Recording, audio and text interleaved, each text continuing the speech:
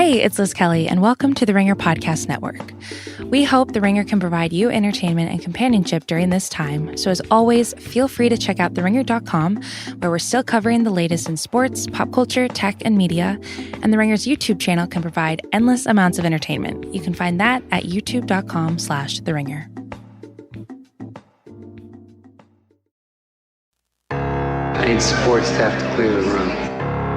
Stand up and walk. Now. Hello and welcome to The Watch. My name is Chris Ryan. I am an editor at theringer.com. Joining me on the other line, he's got his own definition of JMM. It's Andy Greenwald! Just making meals. That's all I do for my family. Just making meals. What's the last meal you fired up, Greenwald? Happy Thursday. Happy Thursday to all our listeners. It's so great to be talking to you. Today, very, very special episode. Andy and I are going to chat for a little while about kind of some new news coming out of the TV industry in terms of the production line of new shows. We're going to talk a little bit about Saul, get some Briar Patch batting practice in there, I'm sure. And then I had the pleasure of interviewing Rhea Seehorn, who plays Kim Wexler on Better Call Saul, and she was absolutely dynamite to talk to, so we're so excited to share that interview with you in the second half of the show. Chris, I don't want to treat you like a Republican senator. I don't want to accuse you of profiteering. Moscow Chris? Off of this horrific situation that's happening in our country and the world. However, it's awfully convenient that you got the queen of prestige television on the show at a time when we all couldn't be together in the studio. I'm not saying... I don't know if Rhea Seehorn's schedule can wrap around your role as Howard Hessman in Head of the Class.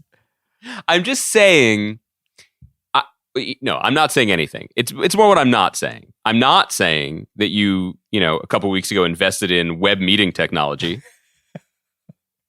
or PPE stocks. I'm just saying it's a little curious that you finally connected with the queen, queen of this podcast. So cool to talk to. And what's great is that we broke down a couple of scenes from the last few episodes. We'll be talking about JMM, the seventh episode that aired this past Monday. So we can chat about that. But it was so cool to hear somebody who, in a weird way, reads the scripts that she gets in the same way that we read the episodes that we receive at the end, where she's sort of just really interrogating every single thing that happens to Kim. And I don't know about you, but I'm getting a little nervous for Kim. I don't see any problems. Yeah, I got to tell you. Friends of the cartel, who cares, right? I got to say, I like our listeners, I watched the 7th episode, and I just think it was a series of solid decision-making. Yeah. From a completely bloodless and passionless wedding ceremony, which was pulled off purely to avoid, being able to testify against the other, right? Which suggests that everything is nothing but it's just smooth sailing ahead. Right up to the moment when they begin to have celebratory sex, and then Jimmy pauses it just to say, "By the way, I'm now an official friend of the cartel. I'm a Linwood, if you will. I'm killing it in Juarez right now." And then her response to that is, "Let's keep going. Yeah, let's keep going." Well, honesty is the best policy there. I want to talk about Saul. We can get into the episode in a little bit more detail. But Andy, I wanted to ask you something because this week there was some news came across, a lot of obviously a lot of bad news. But I wanted to focus very specifically on something that some people may not have noticed, which was Showtime made an announcement about their upcoming slate of TV shows, including The Chi and Billions and Penny Dreadful, where essentially, especially for Billions, I noted that they are going to debut Billions when they said they were going to debut it, which I believe is at the end of this month or early May. And then that they were going to run the 7 episodes that they had in the can. So for the 2 months after that. And that then they would return later in the year. I assume in Billions' specific case, when they could resume production on the final episodes and finish post. Right. This is the first sort of practical example of something that we've been hearing a lot about, which was when the pipeline for new TV is going to be interrupted, if not dried up.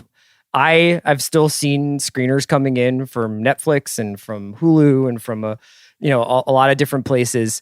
And I think that there are different shows in different stages of being finished.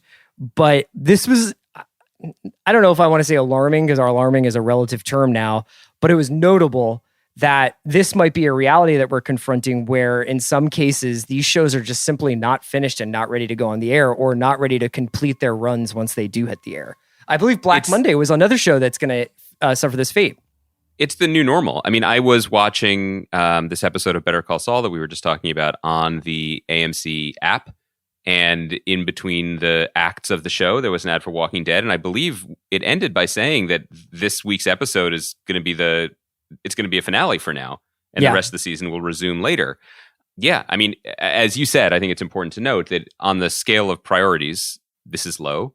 For what's going on in the world. But since this is our purview and what we talk about, it also very much does affect people's livelihoods and not just people in front of the camera on these shows, but all the way down the line, crews all over the country and all over the world. We don't know. There is no good answer. I assume that a lot of these services have a lot of projects that are already in the can that they were planning to debut at various points throughout the year. There are, of course, other international properties that domestic services like AMC maybe has a co-pro that they could bring over sooner, but things happen really down to the wire, and I think that that's something that people may not have realized. I'm not sure it's something I realized, honestly, until I was in it. We have 2 episodes of Briar Patch left. I'm still reviewing VFX shots remotely. Thankfully, everybody's working remotely and all the in-person work is done, but we wouldn't be ready to show Monday's episode today. Yeah. Which is kind of crazy. And we are by no means an outlier. So for as much as TV has changed from the model where ERs would premiere in September and, still have 15 episodes still to shoot, would be in production right up to the end, things are still pretty much, flying by the seat of their pants down to the wire. So it's going to happen soon. I think it's interesting to circle all the way back to the way you began, that the decision is to just go and show what people have. I imagine there's 2 tracks of thought about that. One is obviously people want content now. People are at home and uncertain and would love to see their friends again, whether it's Billions or any other show that people have been awaiting for a long time. So that's got to be part of the thinking. There is a business part of this, and there's a force majeuring contracts part of this, which is a little bit uglier, but that is something that's going to be happening more and more behind the scenes, which is to say that there are shows in production, and I've heard of this second and third hand, that maybe had 2 episodes left to shoot, maybe 3 episodes left to shoot. Obviously, they all shut down. Thank God that they did. But the way that it's going to be handled is the rest of this year is going to be, their contracts are going to be force majeured, meaning they do not have to pay the contract. People's work is done. And with the assumption, or at least the pat on the back and promise, that they will tack those 3 episodes or whatever is owed onto a future season. But as we get further down the road with both the situation in the world and when companies look at their bottom lines, we could come up against situations where things just don't come back. Yeah. Where it doesn't make sense to do it. Or those number of episodes the number isn't what you expected when you got into it. Yeah, I mean, there's 2 different sort of tracks to this conversation that I'm interested in, and maybe we can't finish either one of them today. But one is the practical ripple effects of what happens. I mean, you've spoken really eloquently about this in the past in the making of Briar Patch, about the idea of people being in first position, about the people who have jobs lined up not for the next 2 weeks, but for the next 2 years, and that there is supposed to be a very orderly transition from. I mean, even take a look at, so Rosario did Briar Patch and she's now going on to The Mandalorian. I mean, people have their careers kind of plotted out to some extent. Mandalorian, not officially confirmed. Oh, okay. So I'm not breaking news here, but the force is with all of us on that conversation. Yeah, I mean, it's been written about extensively. But DMZ is the other project she's doing, which is really exciting. A pilot with Ava DuVernay for HBO. They managed to wrap their pilot, which is incredible. Oh, okay. But yeah, she did have a pretty tight window of production over these last few months. And that's just one person. I mean, you think about somebody like Jason Bateman working on Outsider and Ozark. You think about and then it goes all the way down the line to day players, to people behind the camera. So the ripple effects of that is really interesting. We've been seeing in the movies where, oh, sorry, go ahead. I was going to say, it's not just like I was saying before, it's also not just actors. There are a finite number, I've been saying this before, of line producers, of production designers, of costumers, and people, of course, like in any field, fight over the best, or they want their regular people or their usual people. And if suddenly, let's hope we get a green light to put things back into production this summer or this fall. The mad scramble to figure out the pecking order. I'm glad that's not my job. That's going to be really, really crazy. And that's for the people who are lucky enough to have multiple offers to work, because who knows what some people's circumstance will be in terms of working at all. Yeah, and then you get into the idea of, in the movies, they're already talking about how Sony has essentially pulled their movies out of summer 2020. Ghostbusters and a bunch of other titles. Top Gun, Maverick just moved to December. I'm seeing a lot of December, like, the Foo Fighters rescheduled their tour for December, movies that are supposed to be in the summer moving into the late fall and early winter. That's going to cause a huge bottleneck of stuff at the end of this year, at the beginning of next year, and throughout next year, where it's going to create a completely different landscape. I mean, God only knows where we will be once we get there. And then there's this sort of psychological conversation that I thought, obviously now our overwhelming amount of choice in the world of television of what to watch is hardly like a huge concern. But I am curious to see what happens when it feels like there is nothing new coming out. Now, maybe that will never be the case. Maybe there will always be some stuff that's been in the can that will be coming out throughout the rest of the year. But I can't imagine it's going to be at the volume that we were experiencing earlier in the year. You and I did a podcast a couple weeks ago where we rattled off, 20 shows that were coming out in February, you know what I mean, that we were all interested in. I just wonder, though, and I'd be curious for our listeners to chime in on this. Would you be upset if there were no new shows for 4 weeks? Like, would you really be upset about it? Now, and if you say yes, is the reason you'd be upset about it because your famous, handsome, aging podcast duo that you like to listen to doesn't have anything to talk about for a month?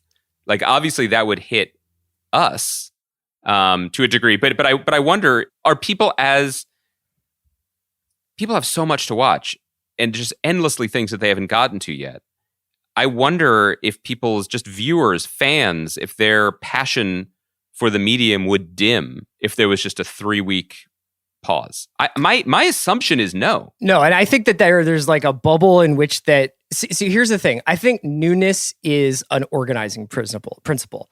Newness allows us to say, Better Call Saul, the new episode came out on Monday. We will talk about it on Thursday. Not, hey, let's just spend the next month talking about every episode of Better Call Saul, or let's spend 2 weeks talking about the entire Breaking Bad universe and like reviewing it from a macro perspective. It's the newness that allows us to sort of organize our way of thinking about television. Of course, like, I think you could probably spend every day watching 2 or 3 hours of TV and not come anywhere close to watching all the TV. I've had, I mentioned this the other week about someone I know who's pretty high up, works in television, and her choice during this time is to watch Mad Men, a show that she hadn't actually watched. Someone else I know who's pretty high up in the business confessed that the only thing that he's enjoying at the moment is he's finally checking out The Deuce. And is that Bob Iger? He loves it. Listen. Bob, hashtag Iger knew. No, and I think that's kind of interesting because it also speaks to potentially changing tastes at this moment too, right? That period might be more appealing to people because you could escape into it, and it is not, we all know there's some people like you who run towards repeat viewings of Contagion at this particular moment, but I think a lot of other people don't, and they run to a period piece because the chaos and whatever are pre-spoiled or controllable, But I will say, but also The Deuce to me is a show that I was just thinking about the other day, and I was like, man, I really liked it. I liked it. I really liked it. I liked watching it. We barely talked about it. I'm not sure what more I would have said about it had we talked about it more in the moment, but I liked it. And so it's these sort of medium shows that have been waiting there for people that might, suddenly have a rebirth or might get rediscovered. But I'll say, and I'm not just saying this as a self-serving work from home podcaster, but my friend who is rediscovering Mad Men texted and was like, no one will talk about the show with me. because it's so old now. Well, I have some Reddit threads I could probably direct her towards. And even some old Grantland articles I was throwing out there. But I think your point is right in terms of an organizing principle of just sort of keep you on schedule. Like people are going to be talking about it now, so it'll keep you watching it. So that aspect of it will be interesting to figure out. I can say that from my other vantage point, as someone who still has projects in development and is working on TV shows, of course, no one knows what's going on, and no one knows what anything will mean or when it will mean it, but deals are still being made, shows are still being pitched, which I find assuring and positive. But basically the word that I've heard is that the only thing that people can actually do now is develop and write, and the goal would be to have as many things locked and loaded and ready to go as possible when someone finally when Dr. Fauci blows the whistle. Do you get the sense that the economics of those deals are changing at all? I don't know. My assumption is that they are, like everything, going way down. Yeah. But again, I don't know because everybody's feeling each other out. And, I don't think anybody has really any sense of what the next few months will certainly. I mean, again, like this is such a elevated conversation to be having about the economy when everyone's life is going to be affected in ways probably more important than how much Disney Plus is going to be putting down in guaranteed money for future projects. But nobody knows is the answer. But everybody, and this is true with all industries, everybody is sort of muddling forward, hoping for the best. They're just doing it all over Zoom now. I mean, that's also the third element that we haven't really talked about was what this sort of scenario kind of portends for places like Peacock and places like HBO Max that were aiming to launch products into a much different world. Whether or not Friends plays the same way in mid 2020 as it did in early 2020 is a really interesting question. I would argue, again, just purely fly on the wall stuff, that for all of the sexy big deals that we've seen HBO Max make for interesting new programming, including our friend Patrick Somerville's pandemic show Station 11, which had its production interrupted along with every other show in production. The thing that makes it to me seem like a smart buy, honestly, is Friends and Big Bang Theory. Similarly, like Peacock, was launching with the Olympics, which is a really tough blow for that company, but they are also launching with The Office and Law and Order. Yep. And I think that's honestly what a lot of people want right now. I'm sure you're right. It's just a question of whether or not. I remember I was speaking with Lucas Shaw from Bloomberg a couple of months back, or whenever that was, probably in the fall or winter, when a lot of I think maybe once Peacock or HBO Max's slate was announced. And I was asking him sort of, what do you think people's appetite is to keep adding these $10 to $15 charges per month onto their bills? And he, we were talking about basically the difference between cutting the cord and then once you cut the cord, when you put together a suite of these streaming networks, like what's your appetite for it? Because I think some people thought, and the original idea of cutting the cord was like, well, what do you really need? If you get Netflix and you get this, then you can save yourself $50 to $70 a month maybe. And now if you add all these streaming services together, it gets close to, if not more expensive than your cable bill. What happens when a lot of people really need that $50 to $75 to say nothing of the $200 total that they might be spending on internet and cable a month? I think that is more than any other question we're asking. That's the question. And it is the consumer facing part of it, right? That it already was a tough, if not impossible sell to tell people you need 7, 8, 9 streaming services a month that now add up to basically to your cable bill again. Especially if you factor in then you're paying for your internet service. That was already a tough sell. But it was also kind of a theoretical question because by all accounts, the economy was booming. And so there was the kind of question that would sort itself out in the arena while these big services clubbed each other to whatever. Yes. Clubbed each other out of the business, basically, or out of this space. I think the point now is much more important, which is people recover. If we, let's hope that we get on a road to economic recovery soon in a sustained and meaningful way for actual working people in this country. And then regardless of that, do working people in this country have an appetite to just throw more money at services for, old sitcoms and TBD prestige content? I don't know. Yeah, I don't know. It feels like a pretty extravagant question to ask. Of course. And I think that the reason why it's been coming up is because when I remember just a couple of weeks ago when I first started working from home, and when we at The Ringer were kind of looking at the things that we cover, and sports seemed like they were not going to be coming back in any time soon, specifically because they take place in large groups of people with audiences, and and you can't really have these kinds of gatherings anymore. And the movie industry was kind of pivoting towards home release and also putting things on the shelf for the coming months. The TV was going to sort of be the one, maybe not uninterrupted staple of our pop culture diet, but would be significantly churning stuff out. And this story about Showtime was the first time I had seen oh, maybe there is an end in sight when it comes to what people have ready to go. Yeah, and regardless of if things begin to improve in 2 months, in 3 months, 4 months, like the broadcast TV season, I don't know what that would look like just because of their calendar.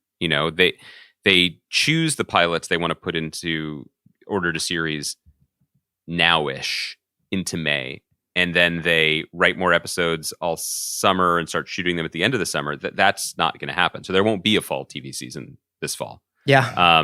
And what that means for those fans and for those shows and everyone involved in that. I'll add one thing to this. This is both you could look at this as a charitable act, but also because it's a multinational corporation, you should also look at it as what are they investing in by doing it? And I just got, right as we were about to record this on Thursday afternoon, an email from HBO encouraging viewers to hashtag stay home box office by making dozens of series, documentaries, and Warner Brothers movies free. Yeah, I saw that. So you don't need to be an HBO subscriber at the moment to watch both seasons of Barry, all seasons of Silicon Valley, Sopranos, Succession, True Blood, Veep, and The Wire. And Ballers, son. I know, but I was saving it to last because I kind of wanted to see if Liz Warren really did listen to this podcast or not. I know that she's the only person I know who watched that show to the bitter end. Mallory Rubin and Elizabeth Warren were the two people I know. And Jeff Chow, yeah, all finished Ballers. All leaders that I can and will continue to support. Yeah. But, that is great for people who are home. I hope it encourages people to stay home, and I hope it encourages people to watch great shows like The Wire and Succession and Sopranos.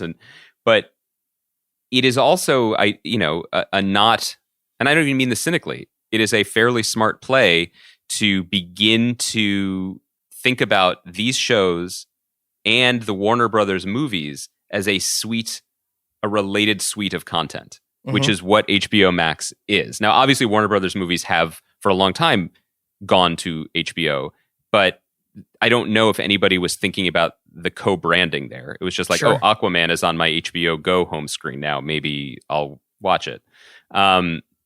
This is part of the brand awareness and brand loyalty that is going to be paramount, and I don't even mean that as a pun, because Paramount's doing it too, in the wars to come.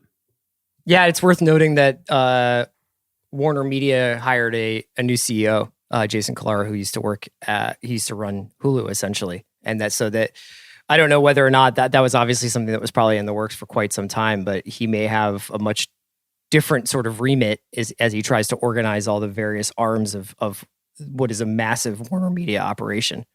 Yeah, absolutely. Should we talk a little bit about Saul before we get to the Rhea Seehorn interview?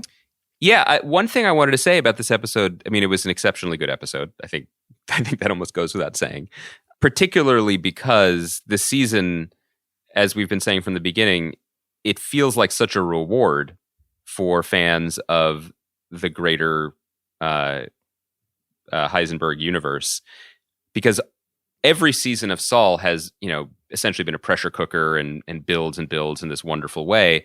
But the way that it's building this way is in the way that I think all fans want it to be, meaning it's the Kimmy. Well, I ship them. It's the Jimmy and Kim stuff. and it's the drug stuff that has kept people tuning in. And those are the storylines that are heading towards full boil. Whereas last season, the building of the super lab was Breaking Bad adjacent and dramatically just phenomenal in so many ways, but it was very much still a side story. And so feeling all of these things that people are, invested in coming to a head was really exciting. But separate and apart from that, I wanted to say this episode called out repeatedly already on social media for having some of the greatest shots and images in Better Call Saul history. People especially loved that shot of him reflected in the building. The split, the building. Diopter almost, yeah. Directed by Melissa Bernstein. Yeah. The directorial debut of Melissa Bernstein, who I have to say is a wonderful and friendly woman who I know a little bit socially. But what an achievement. It's so exciting. Do you guys know each other just through the Albuquerque writer happy hour circuit? Oh, it's worse. We send our kids to the same school. Oh, okay. It's not exactly playing soccer, our kids playing soccer with the dudes who do Game of Thrones. I'm not on Bill level yet. But I actually met her there and then ran into her a couple times in Albuquerque, which was great. And she was very kind about everything. But at no point did she say that, by the way, I just directed a stunning hour of television. And that was really cool. It's cool to see that because you love to see shows that look after their family, basically, and give people the opportunity to try things and do new things. But also, this is a really well-directed episode of television. And I thought that was really exciting. Yeah, this is one, Ray talked about this in the interview, but I've kind of always been given the way that Saul started and the way it just was sort of defiantly making its own road in the sort of TV landscape and in the Breaking Bad universe, I kind of think I was holding out hope, not for a happy ending by any means, but just sort of a less tragic tragedy. And I feel like that is becoming increasingly unlikely. So you feel that by Jimmy becoming a friend of the cartel, it almost guarantees that Kim will become a victim of the cartel. I think that is probably the fate for Kim and or Nacho. Yeah.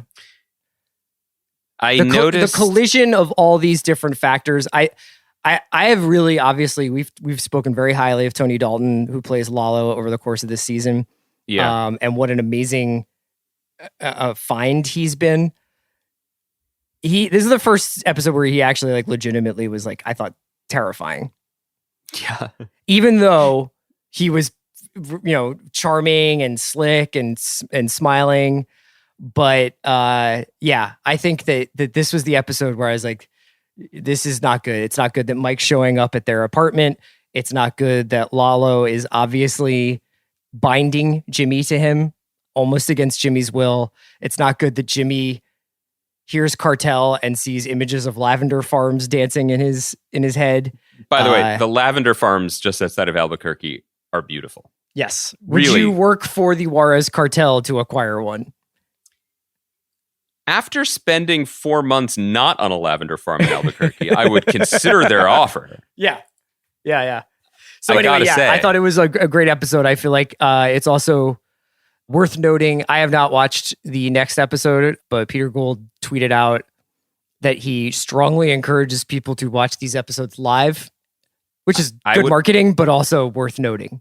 I would also say that one of the times when I ran into Melissa at the Albuquerque airport after both arriving there, she mentioned that Vince Gilligan had just directed an episode, and it was, quote, a big one. And that's the next one. That's the next one. And I believe, I didn't even watch the next week on, but this episode had Lalo say, "You're going to go get $7 million in cash for me." Yes. Suggests some action here. I also, I believe if I remember correctly, the thing that Saul screams at Jesse and Walt in the desert when we first meet him is, "I'm a friend of the cartel," right? Exactly. There were a lot of little Easter eggs in there. One is he starts using that phrase to, this has been reported before, but sometimes I go back and remind myself. He blames Nacho, assuming that Lalo or Lalo's people have come to get him. Yes. When he first sees him. So clearly something was cooking there. The other one was the head of Madrigal, who we haven't seen since Schuler, right? Yeah. Since he kills himself in his one appearance in Breaking Bad. So this episode did a little backfilling in terms of the closeness, like friendship closeness that Herr Schuler had with Gus Fring. I wanted to, just before we move on, the Howard scene was so good, and it was good in a very specific way. Just that it gave us what has been bubbling. There's something to be said for shows, I think, that hold back a little bit. Like, obviously, you don't want fan service all the time. Mm-hmm. But I think that can be its own kind of trap. And you can kind of feel shows fighting the audience or fighting where the story wants to go. And this has been simmering for not just the season, but honestly for the entire series. So it was time to let it go, And I think that's a sign of truly confident writers. Obviously, these guys are. It was terrific. It felt earned emotionally. And it was just a knockout in terms of the words that the writers, Alison Tadlock and the other writers, put in Jimmy's mouth, but also the performance. It was terrific. Yeah, and it's also an example of Jimmy sort of leaving port. You know what I mean? Like, for a long time, the Jimmy character's main conflict was with the likes of the Howards, the people who didn't take him seriously, the people he felt like were undermining him, the people who he felt like were stopping him from realizing his true potential, whether it was Chuck or Howard. And, to Kim, when he says, I'm going to be a friend of the cartel, Kim's eyes they don't light up, but I think that she is so happy that he's being honest. It sort of masks whatever horror she has at it. Jimmy never says to Howard, I am a drug lawyer now, but the fact that he's like, I travel in worlds you can't even imagine, and Howard's just like, what the fuck is wrong with this guy? Yeah. It shows just what an exit ramp Jimmy is on, and that he will continue to be on through Breaking Bad. Have you flagged, I don't think we've talked about, and I think I'm right about this, right? That Gene, who Jimmy becomes in the black and white post Breaking Bad universe, is in Nebraska, right? And wasn't Kim's license plate, Kim's mother's license plate? She's originally Nebraska? From the Kansas-Nebraska area. Yeah, the border. Just something to think about. Sure, I mean, look, I'm holding out hope, man. Rhea Seehorn, I did not ask her very many things about what's going to happen in the future, just because I felt like she would obviously be like, I cannot tell you. But if you're interested in the character of Kim, and if you're also interested in the way that they shot some pivotal moments over the course of the season, especially Kim's proposal to Jimmy, their wedding, a couple of other things. And she's really cool because she was talking a lot about how she will go to set on days when she is not in scenes, and she will go watch Giancarlo Esposito or Jonathan Banks act. Does she know about the lavender farms? Because they are lovely. We didn't get too much into Albuquerque recreational things. There is one place, and people who have been there will know what I'm talking about. That's a very lovely spot just outside of town. And I saw Jonathan Banks there like he owned it. Like, he was always there. Really? And he walks around wearing like a Guayabera shirt. His wife was with him both times I saw him, drink in hand, basically inviting everyone to say, hey, can I take a pic? Like, he was the mayor. Yeah. And he loved it. And his shirt was linen, and just the lavender popped off of it. Like, it was a lovely color combo. That's fantastic. Do we have anything else before we get to Ray? Yeah, I think we should just say, we're still figuring out how to talk about the world that we're in right now. It's an emotional time for everyone. It's a difficult time for everyone. And we like talking to each other as a respite and break from it. And I hope that listening to us can provide that for some of you guys who are listeners and also our friends at this point. But there was, and there have been many losses, and there are many losses, unfortunately, to come. But I think Chris and I were both really just put back on our heels by the loss of Adam Schlesinger. Yeah. This week, people may know him as the co-songwriter and co-leader of the band called Fountains of Wayne, also a great band called Ivy, and then the writer of That Thing You Do from the movie That Thing You Do, and then has spent the last few years writing for Broadway and also for Crazy Ex-Girlfriend. And I think he wrote like 150 songs for Crazy Ex-Girlfriend or something. He just was that guy. I mean, is close to a 60s brill building kind of talent that we had, and just perfect pop melodies just flowed from this guy. And just on a personal note, like I still think about and have a tape that you made me in 1996, because like all young boys of the species, like we were sniffing at each other and then like making tapes for each other because we had no other way to express our affection. And on this tape, I mean, there was great stuff on this tape. I think Spoon's cover of Yola Tango's Decora was on the tape. Yeah. A Sloan song is on the tape. Oh God, I just jotted down some of the classic Chris bangers. Rest Your Head by the Wrens. Sure. Which I didn't know. These are classic Chris cuts. But you would also put Barbara H by Fountains of Wayne on this tape. And Radiation Vibe, which is a perfect single and kind of maybe would have been their one-hit wonder, but then Stacey's Mom actually was a hit. Had been out the year before, and I loved it. But it was also the 90s, and like Better Than Ezra had put out a song, and it was pretty good. And so I wasn't really checking for them. And you put on this song that I never would have heard on this tape.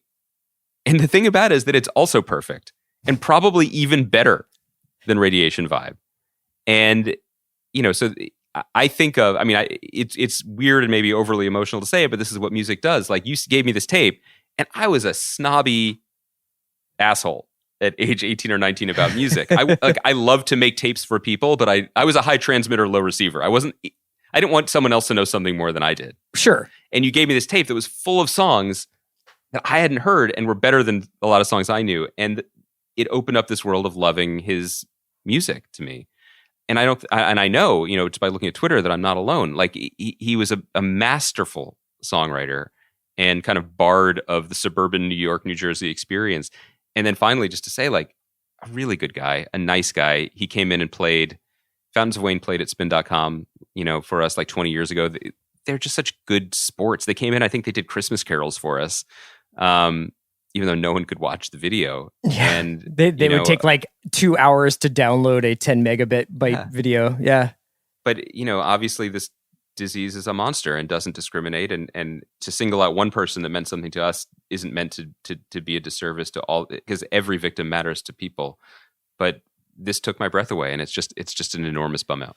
Yeah, I do think that we'll probably wind up doing this more than once, which is really pretty sad. And I don't want people to feel like that this pod is like a bummer, but this was a guy that Andy and I both were really, really keen admirers of his work. And the kind of music that Fountains of Wayne play, which is power pop essentially, is often the playground for the like woulda, shoulda, couldas.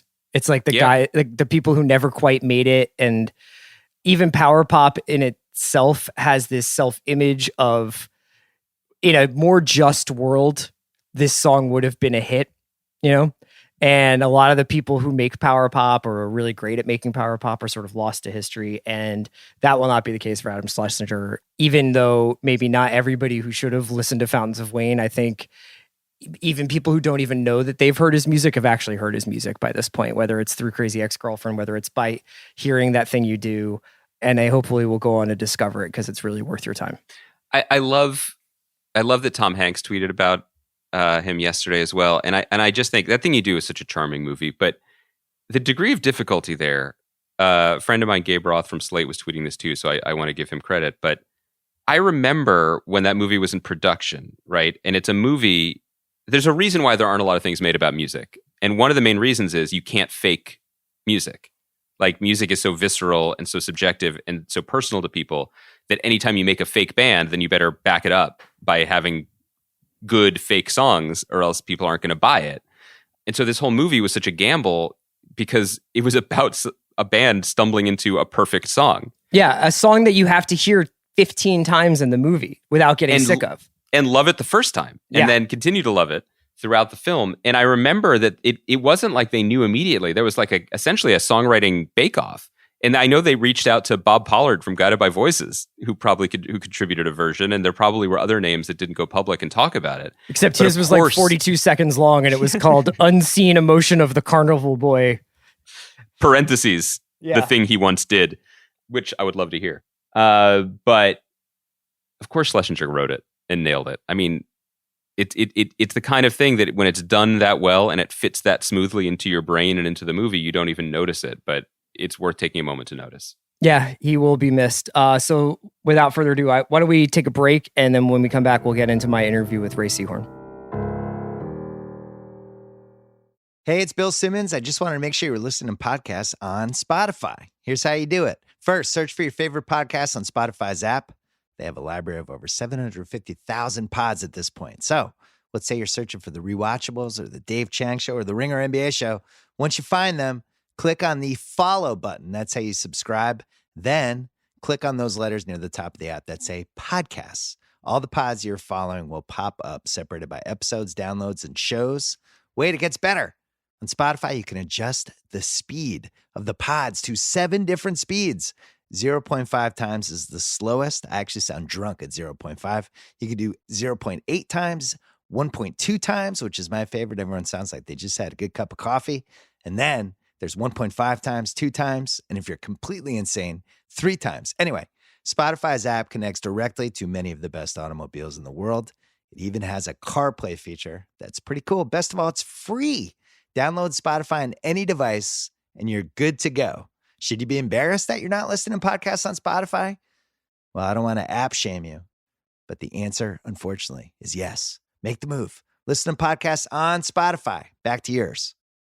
I'm so honored to welcome to The Watch Rhea Seehorn, who, if you've been listening to The Watch for the last couple of weeks, you know that Andy and I have been talking compulsively about Better Call Saul and compulsively about Rhea Seehorn's performance as Kim Wexler on the show. She has been one of our favorite performers on TV for years now, and this season is no different. She's been incredible in this 5th season. So, Rhea, thank you so much for joining us today. Thank you. What an intro. You guys are always incredibly kind to our show and to my character and me. So thank you for that. Well, because we've been kind of not only talking about the show, but also sort of charting our relationship to the show. Because I think that not unlike Breaking Bad, people have kind of gotten into Better Call Saul in different waves, both because it went on Netflix and also I think because the show has changed over the years. I was kind of wondering, because we were just talking before we started recording, like, what kind of Better Call Saul watcher are you? I enjoy the show as a fan. I struggle when I watch myself a little bit. So my fiance and I always watch it twice. And I should say that it's incredibly fun because I do feel like I'm watching it as a fan when it airs, because it takes them a long time in post to get it on. And you see how they reap the rewards of that, the post on this show and the editing and sound and mixing and composing, all of it it's incredible and an art form unto itself. And so I get to watch it as a fan, seeing how they put some of these scenes together and also watching how the different storylines comment on each other when you're in it, and you might feel like it's completely separate from a cartel story, which sometimes I'll go to set and watch those guys film just for my edification. But when I see it all together, I understand the commentary that's happening back and forth. I understand the push and the pull and the highs and the lows and the dynamics that they're putting in using multiple storylines that do sort of thematically or morally or ethically comment on each other. So I watch it like a fan that time, but because I'm so anxious and nervous the first time, my fiance and I always watch it a second time when I'm a little calmer the next Okay. time. So the anxiety comes more from just like when you see yourself on screen and kind of analyzing different things that and what I could have done better and this, that, and the other. And then sometimes it doesn't even have to be negative. Sometimes it's just very interested from every angle of filmmaking of like, oh, okay, wow, they used that take. Oh, I understand. Oh, okay, so Michael Morris, I see why he chose maybe a different take than I was thinking he was going to choose of mine. It's because it fits this arc or that arc better. And how things are cut is really interesting for me to watch. What music and sound and music supervision does to things, how they do the montages. Those are things that take full days sometimes to shoot all the tiny pieces. And then it's 3 to 8 minutes on screen. So sometimes I'm just literally watching it, fascinated by the artistry and the technical skill going on. But yeah, some of it's negative. Sometimes it's just like, oh my God, it's that big dumb face again. Why is she always on? So I have to get past that. So when you go in the past, when you've gone and watched Giancarlo, or I don't know if you got to see any scenes with Tony Dalton this season. I did. Mm-hmm. Are you doing that because you're just curious as an actor? Are you doing that because you think it informs your performance as Kim in a different way than if you were almost blissfully ignorant as to what's happening outside of Kim's field of vision? It's more, and I should also say for the previous question, I also have a lot of anxiety just because the show gives me agita. Like I feel I have agita when I read the script. Both, sister. Yeah. I do, even when I know what's going to happen, it's just like, it's so, my shoulders are up by my ears, and then you'll have like this seemingly quiet moment or even a humor moment, and their ability to switch tone and even switch genre-ish in some ways. Sometimes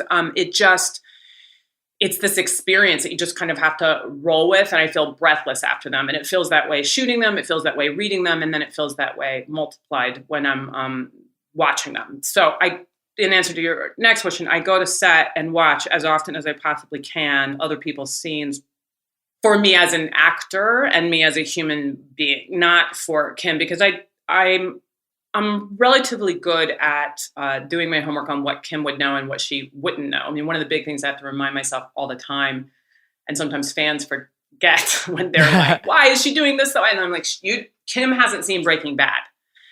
Kim is only seeing this Jimmy transformation into Saul one event at a time. And yes, she's smart enough to see the writing on the wall in some ways, but for her to surmise that Breaking Bad happens, no, I don't think that's what she's envisioning, and certainly hasn't been for 5 seasons prior, or 4.5 seasons prior. So I go to set and watch because, one, it's a free masterclass in acting, writing, directing, DPing, lighting, camera work. And if I've done my homework and there isn't a flight to come home to see my family in time to get back to shoot, I can't imagine a better way to spend my time.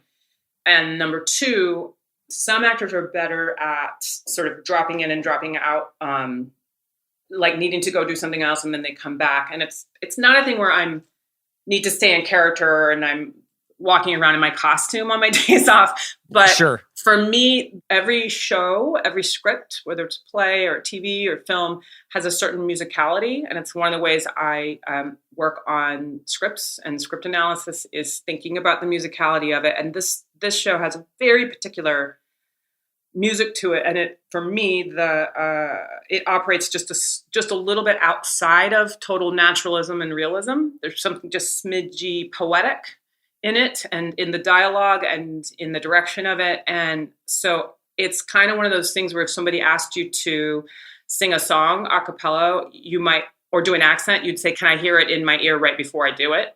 And so I like listening and watching this tone. And then and then if I have a scene the next morning, it's easier for me to have heard that music the day before than to have watched a show that has a completely different musicality. Oh, that makes total sense. And I think you can actually see, I mean, I'm obviously I don't have any insider knowledge as to whether or not the other actors are doing what you're doing, but one of the great things about the show, even in its latter years, seems to be that even when you add a Tony Dalton or a Barry Corbin, they seem to be in the same key as the rest of the orchestra. Yes, and most of those people, when they come, they say that they already were watching the show or they methodically binge watch it and study it. And but that being said, there are plenty of brilliant actors on our show that don't have the time to either family obligations or they're in almost every scene like Bob that can't. Bob comes and watches when he can.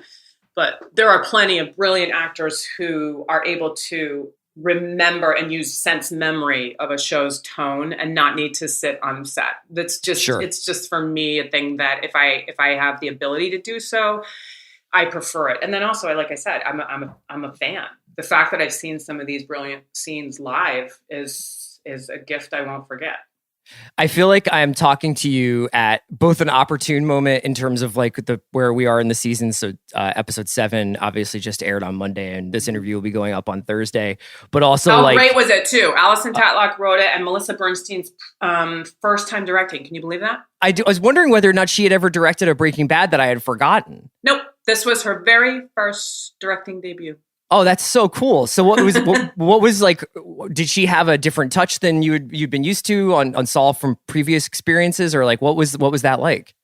Well, she's been an executive producer with a heavy bent towards the creativity. Like she weighs in on that too. She's not just a technical person the whole time, and before on Breaking Bad as well. So I'm used to her in that way. I'm also friends with her at this point and love her input on stories. So I was expecting her to be as great as she was. All of our directors are slightly different in their approaches to things or their process, but they're all also of a piece. They're all of a family. It's very clear to me why each of them is hired to do our particular show. They have a vested interest in storytelling, in character voice, and allowing the kind of space for a performance that we are used to, where you are allowed to do pauses and you feel protected in trying to play the scene 30 different ways until you find what's the best sort of windy path through the scene. They all come that way with an incredible respect for the actors and also an incredible respect for the script. The script is king on our set. There are no two ways about it.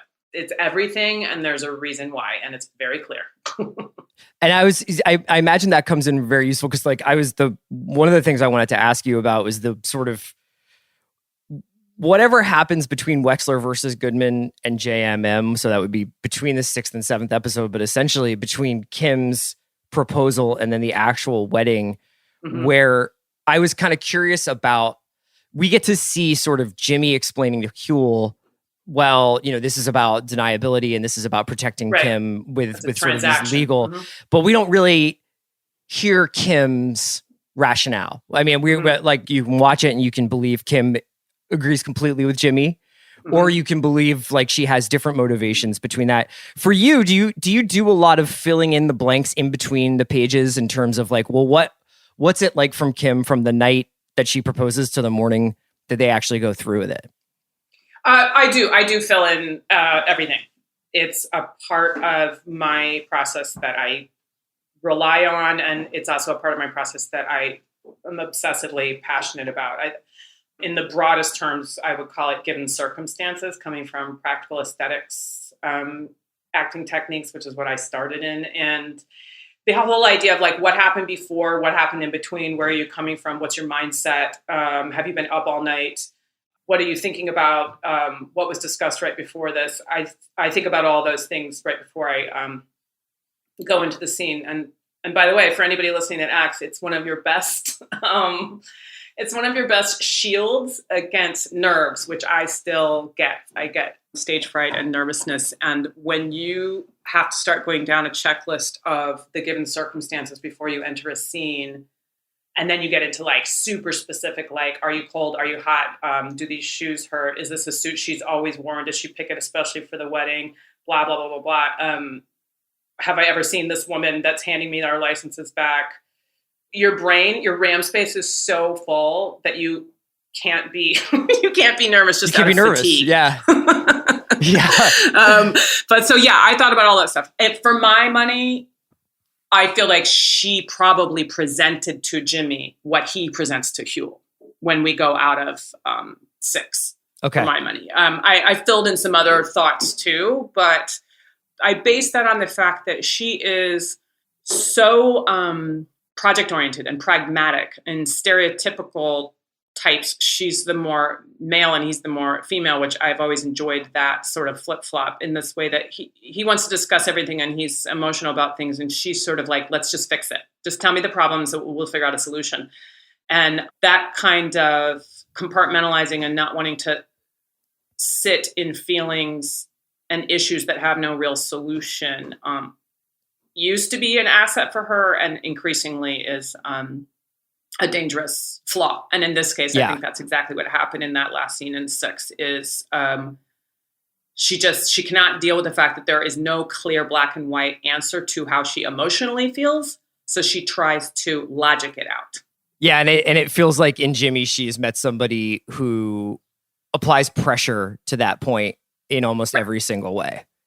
Yeah. I mean, you could make the case that people only bring out in you what you already had in you. So sure. that's one of the main themes that I find fascinating in the whole series, and it's individual character, but it's also story. That idea of innate versus innate behavior and intrinsic qualities versus extrinsic qualities. Who are you when you're alone? Who are you only because of the people you've known in your life? And all those questions, I think, are at the forefront right now with her character.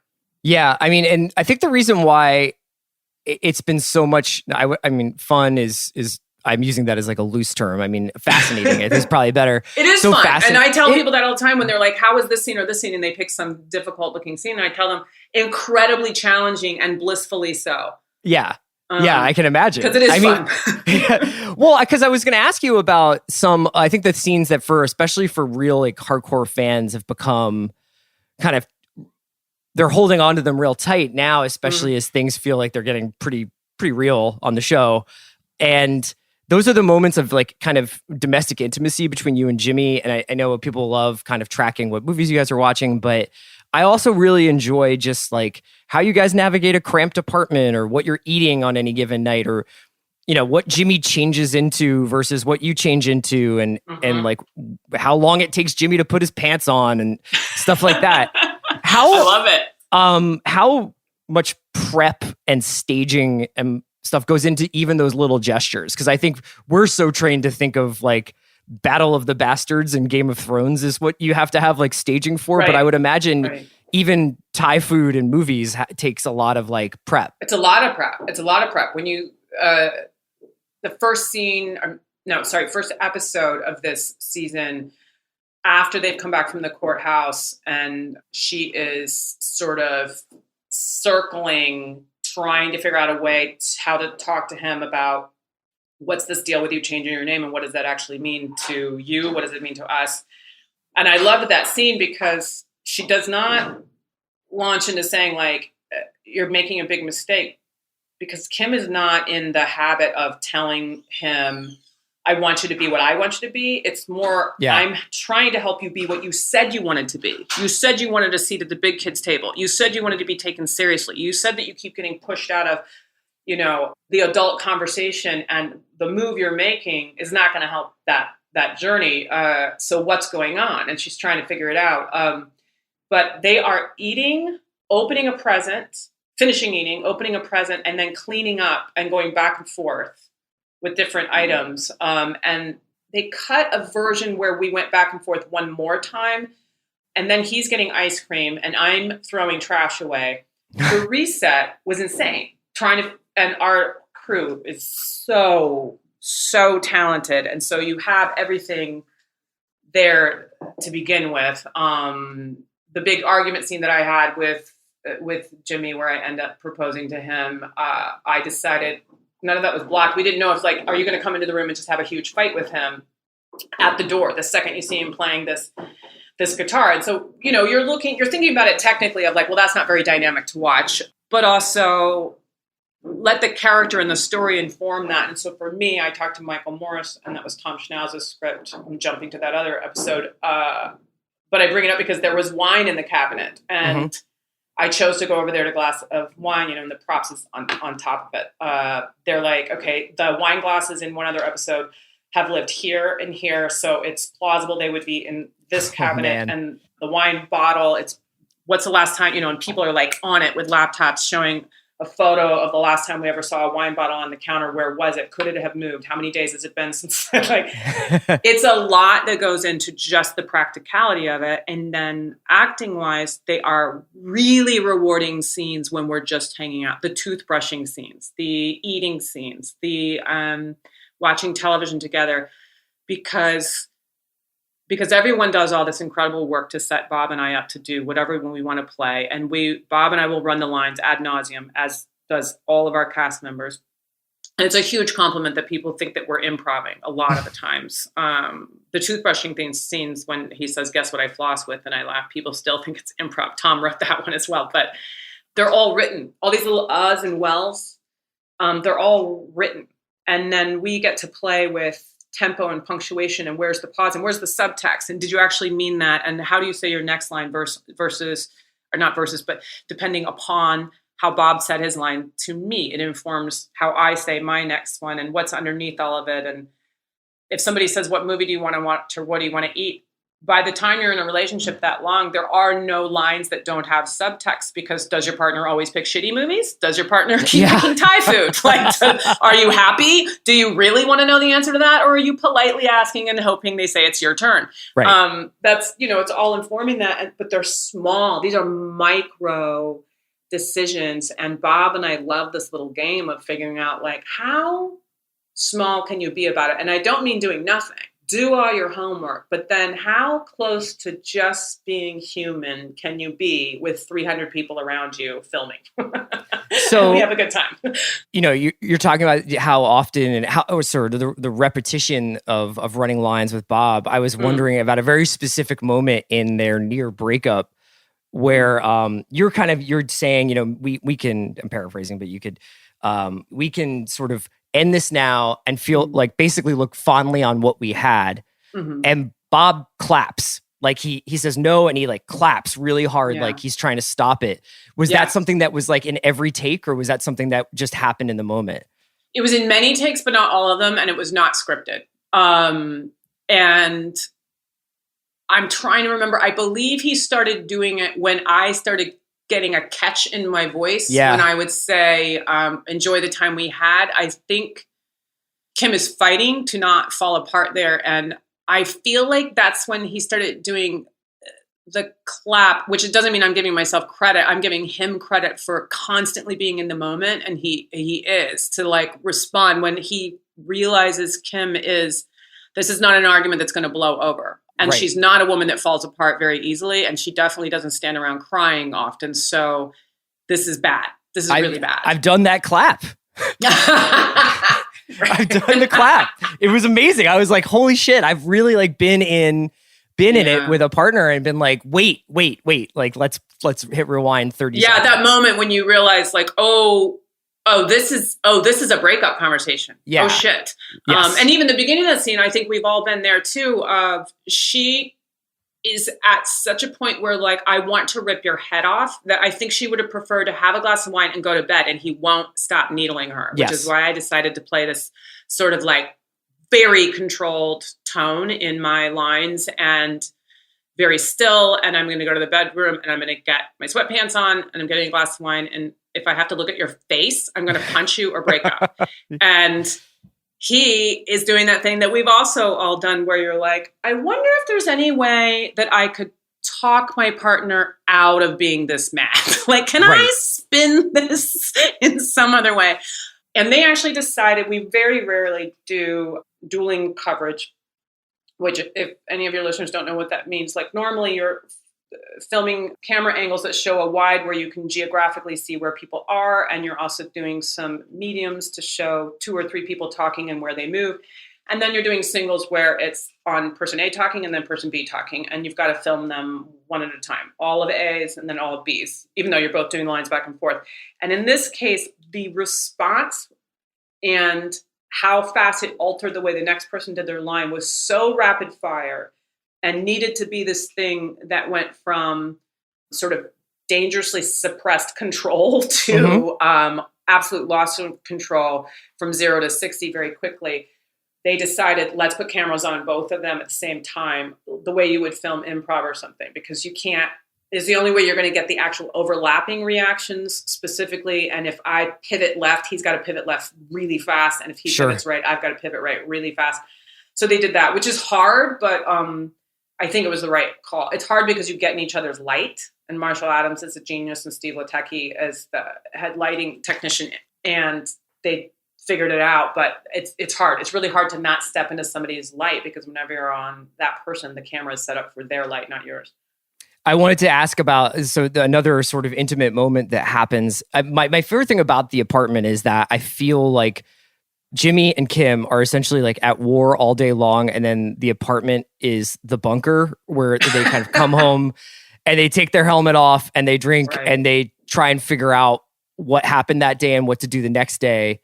So that's where like these real moments happen. But even those real moments, I think, are obviously, it's in play that those could be also performance and could also be kind of matters of tactics for each character.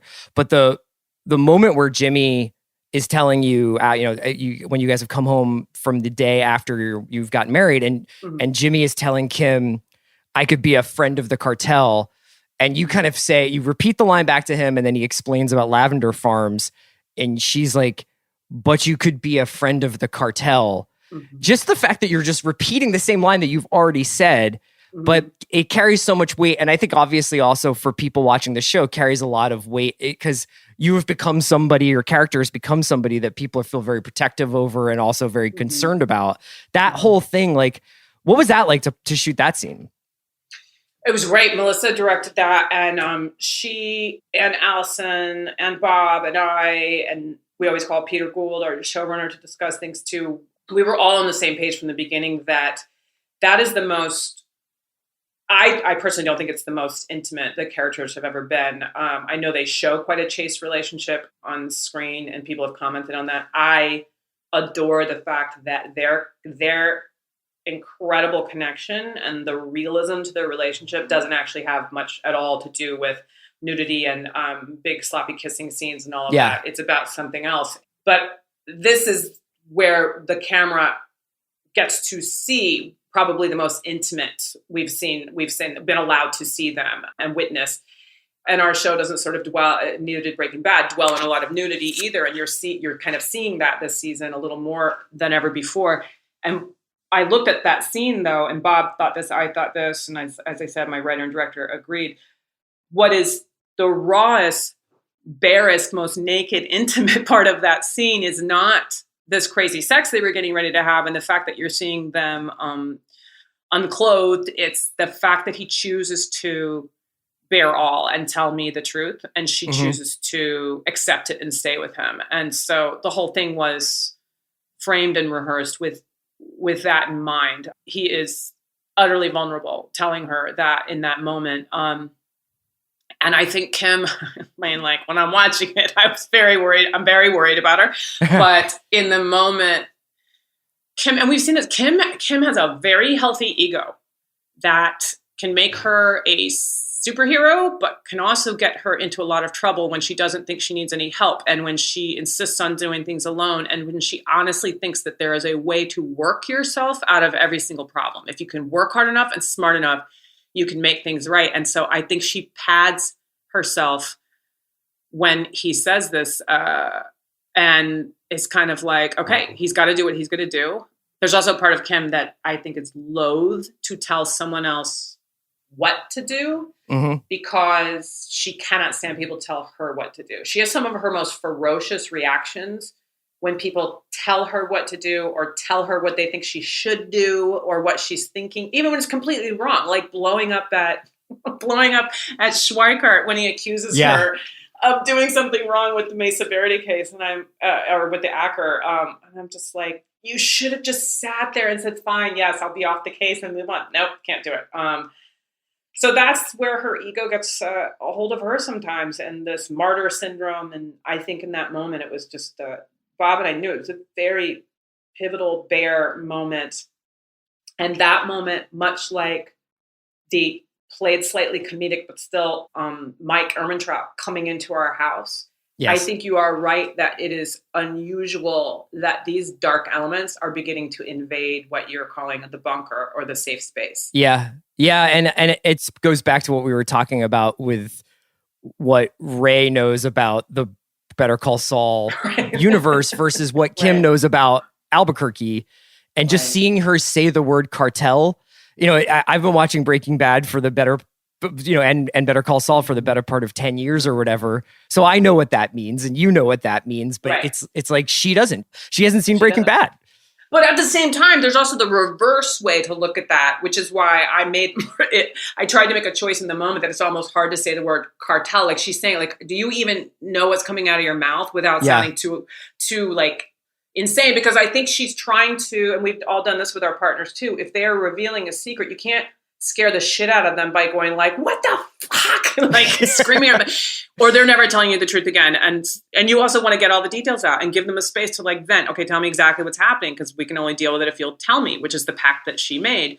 And I also thought about like saying the words cartel, like So you have to imagine we've seen Breaking Bad and we watch cartels, whether it's Narcos or other or mob movies and all this stuff. Yeah. Like we have an understanding of it's in our vernacular when speaking about entertainment. But if any of our actual friends showed up for coffee and was like, so guys, right. I'm thinking we're doing charades this weekend and I'm going to invite a friend of mine and I just want you to know he's from the cartel. Everyone would be like, what is happening? You can call him Wallow or you can call him Jorge. He doesn't mind either way. Yeah. That's insane. That's an insane introduction into any conversation. Yeah. And then the crazier part is that Jimmy doesn't say, I'm so screwed. I stepped in it and now I'm involved with the cartel and we have to figure out a way to get me out of it. He's like, this is the pathway to a lavender farm. Yes. But then he says, you know what? Don't worry. He's even like, for my money, from my side of the conversation, and Bob would have to speak to all of his internal stuff that he was playing, but it felt like he's relieved that he doesn't have to morally make this choice for himself either of incredible wealth, but comes with a lot of danger and and losing yourself completely ethically, because he stops himself and says he's never getting out of bail anyway. It's a moot point. Right. So I'll do my job so that I don't get murdered by these guys, and it'll look like I did my best, but then he'll never get bail anyway. And then Bob played that scene where we do see that he gets bail so brilliantly, where there's this millisecond of relief on his face when the judge says granting bail, and it's $7 million, because he thinks he actually got to have it both ways. Sure. For just a second. Sure. Oh, well. I don't want to take up too much more of your time, but I did have one question for you. That's just about the show in general. I'm going to skip all the trying to lead you into telling me what happens next. But I mean, I wanted to ask you, because I was reading the Seppenwall piece about you from, I think it was last week it was published, and it's a great piece on Rolling Stones that people should check out. Thank you. But Peter Gold said something in that interview about every main actor on this show could carry their own TV show. And I think one of the coolest things about Breaking Bad and Better Call Saul, but really Better Call Saul for me, has been not only do I think every actor could carry their own TV show, but every character is written as if they are the star of their own show. So when you see Nacho on screen, you are completely immersed in the Nacho show, even if it's just for 3 minutes in an episode and he's just standing next to a car talking to somebody. I was curious as somebody who's... Or Hamlin, Patrick Fabian. Absolutely. You're just like, what is that person's whole story? Oh my God, where are you going right now? Where'd you come from? Right. And why those collars? And so I was curious as somebody who's a fan of the show and somebody who's been watching it, if you could, not fantasy baseball it, but if you could watch a Better Call Saul about a Better Call Saul character, essentially, is there a character that's been on the show in the past that has fascinated you so deeply that you would want to see a show that was essentially about them? This sounds like a cop-out answer, but literally it's all of them. I feel the same way you do when I read the scripts, and then when I see the performers they gather, and Sharon Bialy, and Sherry Thomas and Russell Scott doing Casting LA, and Kira in Albuquerque, like the people they get to play them too, and the work ethic. And I mean, the people that played Beth Hoyt and Katie Hall that played the mother and daughter, being my mother and young Kim, like the work that people are bringing to this stuff. Like I'm fast. I feel like I wish there was those choose your own adventure books but there was a book for every single character. And I mean, like from the brilliant Kettlemans, of course, but to the guy that had to scrub the Pollos Hermanos fryer the other week. Oh yeah. When Gus coming into it, I was like, oh my God, I need to know this man's entire story. Fred that was killed at the wiring place. Mrs. Wynn, I would love to follow Mrs. Wynn for the day from the nail salon. All of these characters. And all of our main characters, all of our Julie Pearl as the ADA, I'm fascinated by her. Huel, would love that. I literally could go on and on. And that's another reason to go to set. Peter Disiff that plays ADA Oakley. I could watch him go pick shit out from the vending machine all day. I love his vending machine trips. Obviously, everybody is kind of stuck home right now, staying safe, hopefully. And I just wanted to ask if you, at the end here, if you had any recommendations for things people should be watching right now, or what you're watching you're sort of enjoying while you're spending more time probably on the couch than usual. Yeah. Well, I'm trying to get back to writing, and I'm trying to finish my short, and I'm trying to do art. I also do visual art. I would say this recommendation to everybody is please just stay home. They really do think the next 2 weeks is going to be worse, and you owe it to every medical responder right now, as well as anybody who actually gets this, to just get out of the way. Don't make this any worse by thinking you need to do just that one. Like, get your food and go home, and that's it. Or order your food and help some restaurants stay in business, and then bleach the bag and bleach your counter, and it'll be all right. So please do stay home. I highly recommend picking, even if you're not an artist. My husband is not a visually trained artist, and he did those adult coloring books the other day for like an hour. I highly recommend doing something that makes you feel like you produced or made something. I don't care if it's writing a poem or drawing stick figures or sanding. If you have your tools already at home, don't go get tools. But I highly suggest making anything that feels like you produced something, baking anything once a day. I don't care if it's 5 minutes or it's 30 minutes or it's something that you're going to do the whole week. Then plant your ass down and do some great storytelling receiving by watching TV and movies. My fiance and I are doing, we're going to try to do it weekly, planning. We pick a movie with another couple and we watch the same movie, and then afterwards do a Zoom session dinner where we eat together and discuss the movie. This week we're doing Being There, Peter Sellers. Oh, that's great. Excited about that. Last week we did 1917, and that was really awesome. And shows we're watching, right now we're doing Broadchurch. We were obsessed with the first season, and we just started getting into the second season. Happy Valley. If you have not seen Happy Valley, it's just one of my favorite shows of all time. Fantastic. Fleabag obviously goes without saying. Season 1 and season 2. The only problem with Fleabag is you'll finish it at night. You'll have 2 sleepless days because you won't stop watching it, and then you'll be done and it'll be over too fast. Exactly. But it's brilliant. Then what else? I was thinking, I really want to see a couple of the new releases that are coming out. Swallow, to me, looks incredible. Oh, yeah. I'm not sure I'm going to be able to get all my friends to watch that one with me because I think it's a little squeamish inducing. Sure.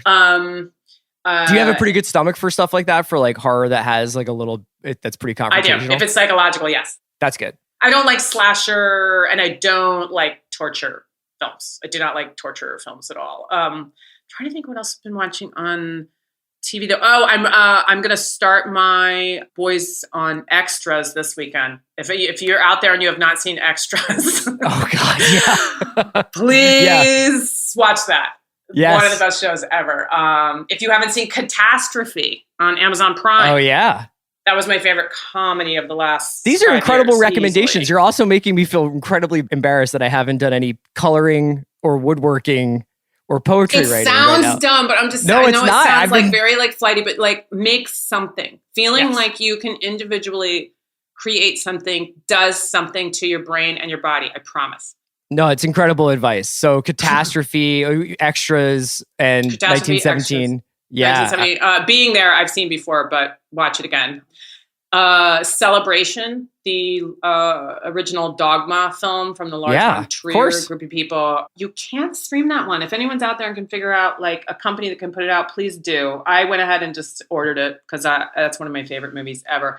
And if anybody out there doesn't know, this is when they were doing the Dogma film thing where a group of filmmakers got together, and in response to kind of hyper production, hyper budget films, they said, what if we took it all back to the storytelling, and you can't have any lights that aren't practical. The only lights that can exist on a set are lights that would already be there. What if props could only be props that already existed in the space? Sound music can only be coming from the actual space. And all of these things are beautiful art forms, as I've said on my show, and that I appreciate. But it was very interesting watching all that got taken away. Like there's a dream sequence / nightmare sequence that someone has in Celebration where they did it all by somebody walking around with a lighter. That's how it's lit. And it's incredible. It's also just an incredible story and incredibly well acted. And I think next up on our list, we're going to rewatch Glengarry Glen Ross, Do the Right Thing, French Connection. Magnolia and Shortcuts. You're just doing all the hits. So you're like, I feel like, like I have that, like my friend and I are doing, my friend Sean, who does the movie podcast here. Mm-hmm. We're doing like an Akira Kurosawa, Toshiro Mifune, podcast tomorrow, and they're all on Criterion Channel. But if I'm being completely honest, like, I think that's the version of myself I want to be. And then there's a lot of days where I look at Twitter for 11 hours and then watch Golden Girls until I fall asleep. Dude, Golden Girls is never a bad watch. And I would like to know if anyone out there knows like how to stream. Actually, anything with B. Arthur is is on my list. Anything. If you can find Maude, please do. But also I was thinking the other day, how great was Mary Tyler Moore's show? Fantastic. When I was growing up, Nick at Night was not children's programming. It was old sitcoms. Yeah, and I was obsessed with the Mary Tyler Moore show. The acting and the comedy in that is so great. Much like Golden Girls. I mean, they're comedy classes. Yeah, Golden Girls still plays really, really great. Absolutely, absolutely. I was trying to think what other series that we were talking about. I kind of want to revisit Freaks and Geeks. About that one. It's a great rewatch. Great rewatch. I never saw My So-Called Life. And I know tons of people that were involved with making it. I have never seen it. And that's only one season. People think it went on for a while. Nope, just one season. So I think I'm going to check that out. You know what I was actually just looking at, because I have a couple of the box sets sitting on my shelf and I haven't done it in a really long time, is Homicide, Life on the Street. Great which show. I know is that your first on-screen role? If you don't count Industrials, yes. Yes. Yeah. Yes, it was. It was a Christmas episode about a guy who has AIDS and is purposely sleeping with lots of women to give it to them. Oh my God. Merry Christmas. But yeah, that would be a good one to rewatch. Don't beat yourself up for watching trash too. Believe me, I'm sitting around looking for old episodes of Hoarders from time to time. Good. It's good. Thank you for coming back down to my level. Rhea Seehorn, thank you so much for coming on The Watch. Thank you so much for the character you've helped create. And it's just been such a thrill to watch you over these past few years. Thank you. Thank you so much. And hi to Andy as well. I love The Ringer. And you guys are just incredible. Not just like lovely fans of me and of the show, but the way you break things down and the way you watch things and your real appreciation for the work I'm doing. I can't thank you enough. Well, thank you. Thanks so much. Take care. Take care.